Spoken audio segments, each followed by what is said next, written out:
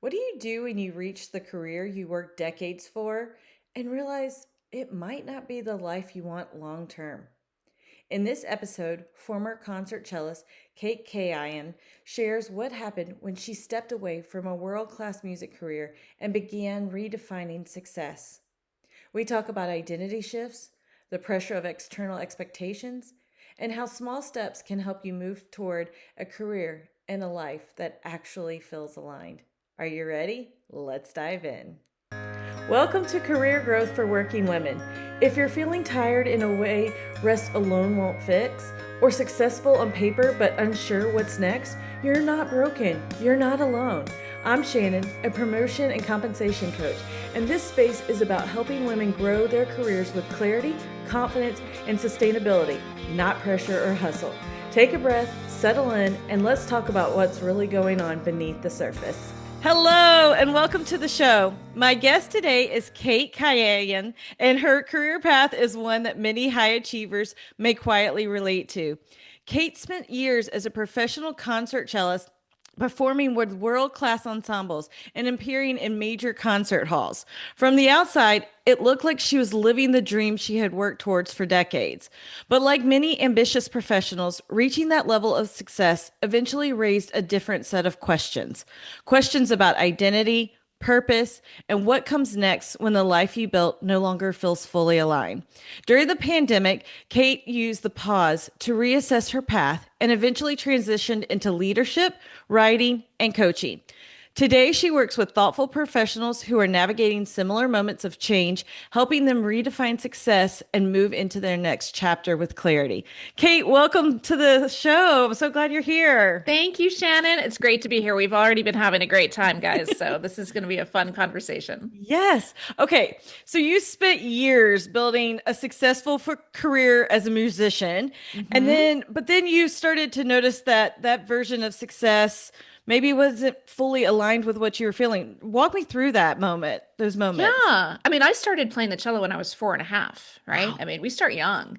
And I did love it, right? So this is not like, oh, her parents forced her to. No, I loved it and I was good, apparently. I was talented. I had a lot of really wonderful experiences and I wanted the dream. I wanted to be a concert cellist. I wanted to play on all the big, all the big stages with all the big orchestras and all of these amazing things, Grammys and the works. And then I was doing that, and I was in my 30s, late 30s, very early 40s. And I was like, you know what?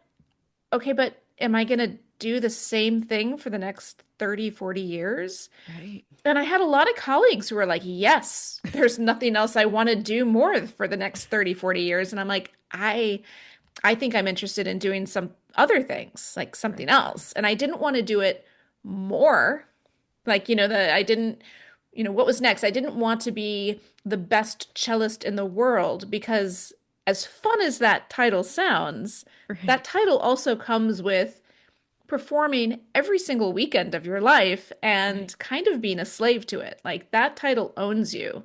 And Right. I was much more interested in having a bit of a life. And Yeah. I didn't see a way to do both. And so yeah, I toyed with the idea of stepping away, and everybody told me I wasn't allowed to. You know, Not allowed to. I was like, I wasn't asking permission, but wow, okay. Um, yeah, it's just something that's not done in the Yeah. in the music world, right? You don't step away if you've achieved what everybody wanted to achieve. You don't say, oh, actually, no, thanks. So people didn't really know what to do with me, and I felt a little bit stuck, honestly. And I'd like to think that eventually I would have made exactly the same decisions. But the pandemic really did, and lockdown, like it took all the concerts away. It canceled all my performances. So I'm like, okay, great. Well, I just got the sabbatical that I've been secretly hoping for. Right. And it gave me the chance to do some other projects that were interesting to me. And I just kind of let things come to me.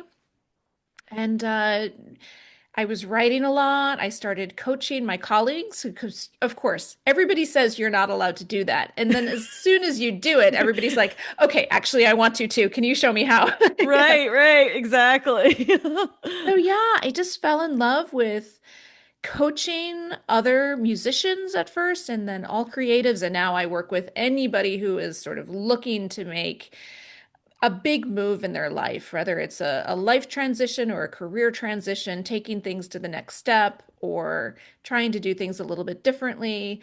Um, and I wrote a book, Beyond Potential, which kind of summarizes everything that I went through and the consistent things that have seen my clients struggle with. Mhm. And it's just been a whole new world, and I'm loving it. It's great. That's awesome.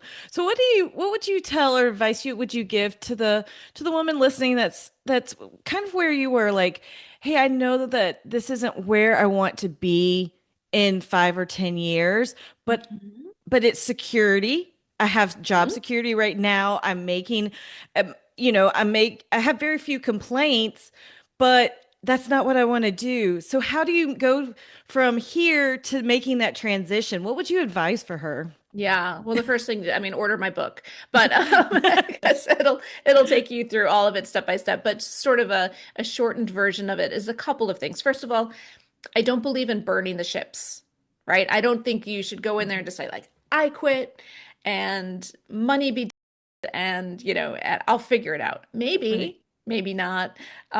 So I would have a bit of an exit strategy and a plan, but really what I would do is I would, and this is what the book is sort of based around. It's that idea of if today was your last day on earth and you met the version of yourself that did all of the things that you've always wanted to do, Mhm. how different would that person be from who you are now?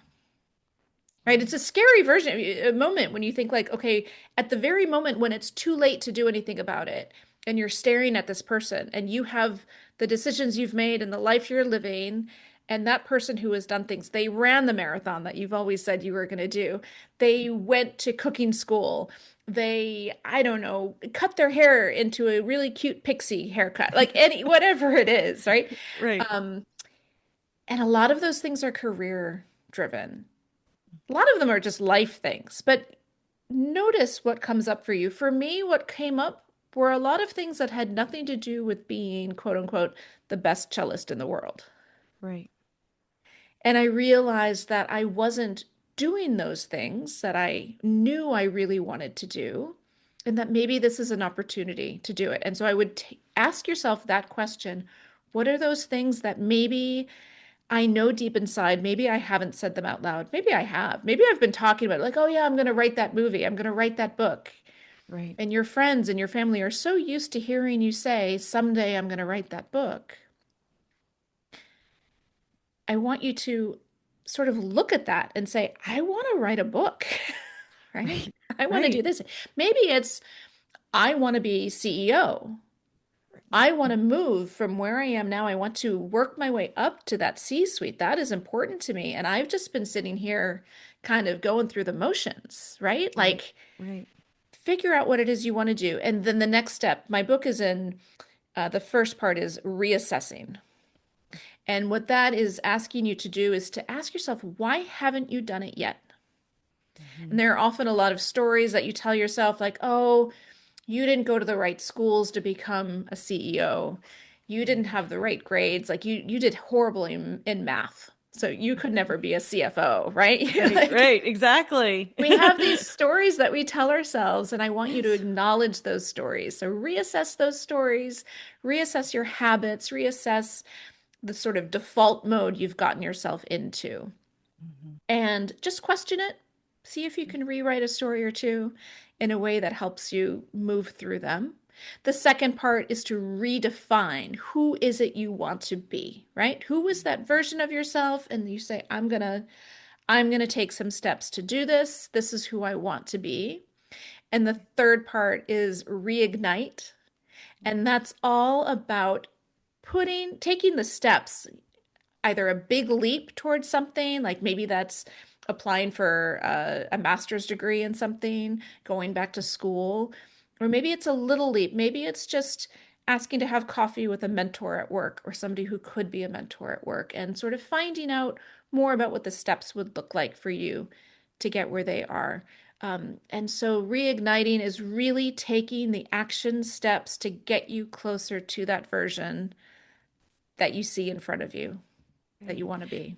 And I love that because it's not, you don't, like you said, you don't have to burn the bridges. You can take Mm-mm. that one little step of just starting off with coffee and Mm-hmm. saying, "Hey, what are my skills? What am I really good at? I want to be here in the next 10 years. What does that look like? Yeah. How help me plan and will you help mentor like you said, me to get to that?" And when you put it that way, that's not scary or making these big like life decisions. That's doable. And I love how that's like very actionable steps you can take. Oh, for sure. And even my own story, like in hindsight now, 6 years later, it sounds like I'm saying, oh, I was a professional concert cellist, and then there was lockdown, and suddenly I was an author and a coach.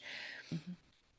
What it really looked like was I no longer had concerts, but I still had students that I was working with. I worked with Mhm. them on Zoom. I started a cello festival online. I started a year-long teaching program online. Meanwhile, I'm working with other musicians on their music projects. So I was very much a cellist who just wasn't performing. Right. And then I leaned in more to my role as a coach, right? I took coaching courses and studied the art of coaching and the skills of coaching. So then I was coaching other people. And I was a former cellist who was a coach, right? And then I wrote a Right. book about all of this. So then I added author. I Mhm. started my podcast during that time, right? So Yeah. it really slowly builds from one thing. You're kind of taking one step away from your old life towards a new life, one step away from a previous role towards a new role, Right. and a new definition of who you can be. You know, the Right. whole title of my book, Beyond Potential, can be interpreted in a lot of ways, and I did that on purpose. And my favorite way to interpret it is that we all have this idea, you know, we're all adults and we have this idea of what our potential is. And if we think about it, it's like, oh, yeah, it's because, you know, some teacher told us, oh, you've got a lot of potential here. Or family members told us what our potential was. And so we realize, if you think about it, our idea of what our potential is comes from a lot of external sources. Yes. And if we Yes. can get quiet and take a look at ourselves, we can go beyond that Mhm. into what we really know is our potential, and maybe even beyond what we think our potential could be. Yes, I love that. I love that because how many of those little lies, stories are we telling Mhm. ourselves? Like you said earlier, I'm not good at math. And if you've been told that, like, you're not good at math, you're not really good at math, you're not really good at math, how often do you sit there and you're like, oh, I can't do a budget. I'm not good at math. But have you Right? really sat down to think about, are you really good? Are you really not good at doing a budget?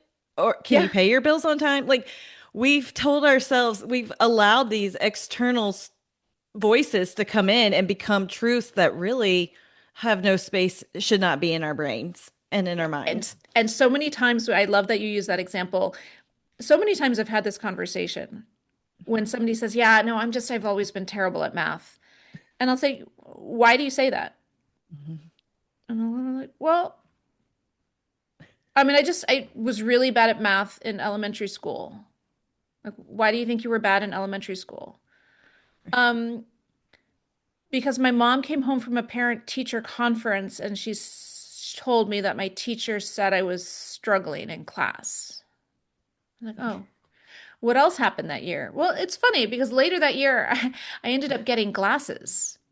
And Right. then things got like, oh, so you weren't bad at math. You weren't struggling you were struggling in math class because you couldn't see the blackboard, right? Like you Right, couldn't right. see what And was you see the happening. concepts. Right. It's like, and then their mind is blown. They're like, oh my God, I was never bad at math. I just needed classes, right? Right, And it just taking yourself back to why you believe that story makes all right. the difference. Makes all the Yes. difference. I love that. I love that. Well, I've been enjoying this conversation. Where can my listeners connect with you and learn more about you and what you do? Oh gosh, well, my www, www.katekayian.com, and that's Kayian, and I hang out on Instagram and LinkedIn all the time. Every day I'm out there. I love chatting with people. I'm like stuck in my DMs having conversations with total strangers, and I love live for it. So come Awesome. find me on Instagram and head to my website, and that's where you can find all the information about the book, the podcast, my coaching work, and a bunch of freebies. I have a quarterly retreat planning guide that I'd love to listen to offer to your listeners.